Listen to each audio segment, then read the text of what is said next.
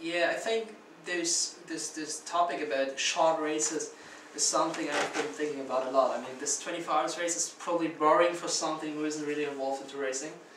It's maybe interesting to watch for 10 minutes. For the hardcore guys, it's always interesting to watch for the entire 24 hours. But therefore, we just had a presentation from Silvio here about this rallycross thing, and he has this 5-minute races that are always interesting to watch. And I think if we can get something like this into big esport tournaments, it would be something interesting for non-active racing guys as well. Yeah, indeed. If you can just watch it, like on CeBIT, Gamescom, racing games are the best games to watch. It's easy to understand. It's easy to understand, and when you're in Germany or the Netherlands, there's nothing you have to care about with children, because when you play like Counter-Strike in Germany, you have to shut the whole room, so nobody from the outside can just see when he's not 16 yet. So there's a lot of cost for it. When you just go with like Need for Speed, Colin McRae and stuff, you don't have to do anything at all. Just put a seat over there with a steering wheel. It's great for everyone to play, and that's the problem, because it's quite casual. Nobody takes it for serious and for real competition. Yeah, that's also a good point. I mean, it could be such a long discussion we can have here about this topic. Indeed. But I think the biggest advantage racing have is that, for example, your mother could just come by here, she could understand who's leading and who's winning the race. Yeah. When you watch the StarCraft game, I doubt that she will understand anything. Yeah, that's true. Yeah, even though guys like Day 9 say that it's easy to understand, but in my eyes, racing or FIFA is even easier to understand. Well, when I see StarCraft 2, I don't even understand what's happening there. I just see like these little monsters running into each other, and in the end I see one army surviving. And one GG. Yeah, one GG, that's what I understand. That's the point where you have to clap. I actually understood Warcraft 3. Oh, that's... I was sitting there on the Grand Final 2008, seeing Grubby versus Moon, and I understood everything. Okay, I couldn't do it on my own. That's even tougher than StarCraft, to be honest. It is? I think so, yeah, because you have to know all the items as well, and the heroes are different as well. In StarCraft you only have an army. Well, maybe it's because I just played single player on StarCraft and tried Warcraft 3 on multiplayer. Yeah, might be true, but in fact racing is easier to understand. Indeed. And easier to sell. When you just go to German media and say, well, Counter-Strike tournament, they all say killer games, killer game. Just go there with the racing game. A few of them would even say, well, racing, they race in real life too. But most of them will say, hey, great competition. You know what's an interesting fact to sell a racing game for television, for example? I just learned it by myself because a good friend of mine has told me about it. What do you think? What would be the reason to put sim racing on television? Well, Can you come up with any idea?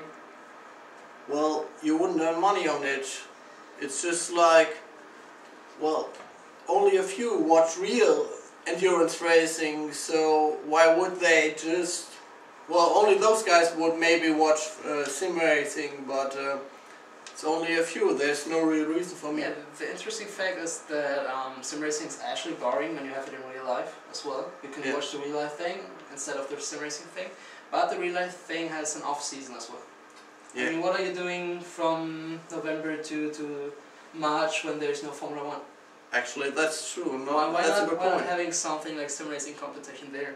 Well, that's a good point, but maybe it's not far enough evolved in Europe to have it like in the prime time on RTL, Gen TV. That's definitely true. That's definitely true. But that is an argument you can come up with. Well, that's true. That's the advantage we have. We can sit down in front of the computer and just have a race every time we want, instead of like a Michael Schumacher who has to wait for his races. So that's the advantage of racing, and that's why racing is so interesting. Unfortunately, we have just a few viewers, but are you satisfied with the amount of viewers we have and the amount of clicks and feedback at your Facebook page as well? I mean, I can just show it to you if I can find it here. I mean, we have a couple of guys entering our competition for winning Formula 1. Oh, I can see. Even Hendrik. Well, So we have a little bit of feedback from the viewers out there. for me it's quite amazing to see how the Live for Speed scene is still alive, like 8 or 10 years after the release, and well, it might be the last event for Live for Speed because the viewers aren't that high, and well, the last event from Team Alternate. Team Alternate, yeah. But still, it's great to see the people are caring and coming back when there's an event, just saying like, wow, another competition, I'll be back. That's great to see. That's something you won't have in Need for Speed or other games.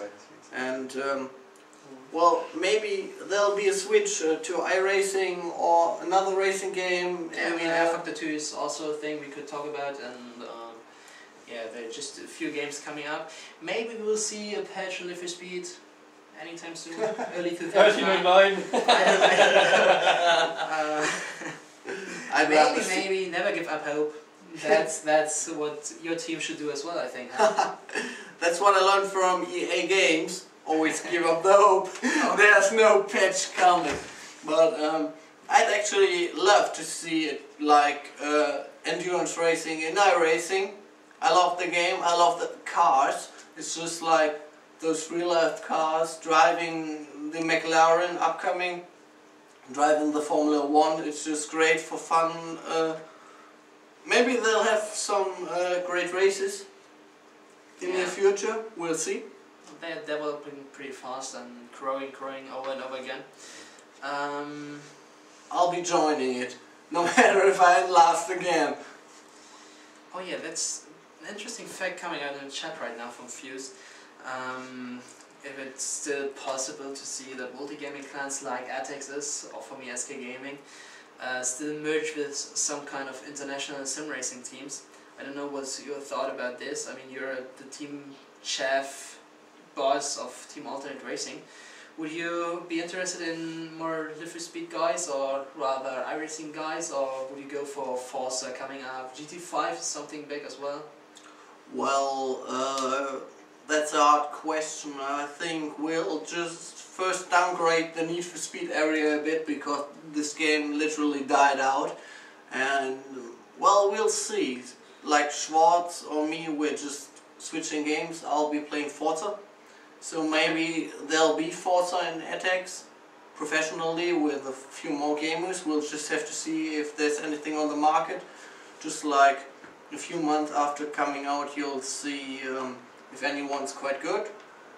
I could just ask for it, and I think Alternate is always keen on showing like those clean games without killing and stuff. It's quite good for publicity. Okay. So they actually told me they'll keep us for 2011. So Alternate will stick to racing as well in 2011, yeah. Even though Live for Speed isn't that big anymore. Yeah. I for myself have just read the news that SK Gaming lost their console part of the console team, the racing guys. Alright. They part ways. I myself gonna retire in early 2012, so I don't know if the future of SK Racing will be any bright. I don't know. Whoa, that was close. Close situations here between the certain racing team. Peter's defending. Yeah, certain racing team and Great. Fight it. Well, actually, those guys are quite interesting. Since like Johnson is a great driver, Bombay is a great driver, Kenny just been third on GT Academy Germany. Yeah, they've been quite active in GT5 as well.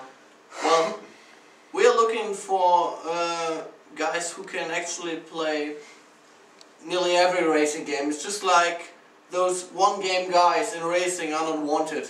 Okay. We just try. You don't have that much to play when you're on racing, so you have to stick to every tournament you see, and it's just fun. There he goes. And it's a lot easier when you're able to play like 2 or 3 racing games, like joining Live for Speed, joining iRacing, joining Need for Speed, joining Forza, joining GT5. I'm actually playing Forza GT5. Well, Live for Speed, my Live for Speed's not that good. iRacing, Need for Speed, so it's a lot easier to stay in a team when you're compatible in every area of racing, like more or less sim racing. Yeah, I think that makes you more interesting for the team. Indeed. As a player. I mean, you're more interested to the publicity out there. You're more interested to the outside. It's about the value of a racing game player. If you are just a racing game player on Live for Speed, you're not really interesting for a big team like Alternate is. Like, I know there's Mousebot around, SK, Fnatic and all the guys. They're more watching for StarCraft players right now. That's the big thing nowadays. But if you can really say that you're good in every racing game, you can just go to the GT Academy, have some coverage on the Eurosport, you can, I don't know, go big in iRacing, have some huge streams over there. You can still doing good in the Live for Speed 24 hours races of Team Alternate. You can do pretty much good everywhere. Then you might be interesting for big teams as well, and that's the point where it comes down to, yeah, maybe it's okay for a team like Fnatic or SK to have a racing team. Well, actually a racing team is quite cheap, as you know. Yeah. So if you have a Counter-Strike team, you're paying more for a Counter-Strike team in a month than you pay for a racing team in a year. So it's not that much money, and it's good, like, clean publicity without any shooting and stuff. Yeah. And when those players are able to play every game, they're quite interesting, because you can also say, well, your game died now, well, just give it a try in another one and he'll succeed. And that's the thing that won't happen with a Counter-Strike player. He won't just go there and play like Quick Life and be a monster. But racing is always based on the same physics, so it's a lot easier to learn. Yeah, definitely. That was certainly a cool inside view into deep esport knowledge, and then inside the head of a Team Alternate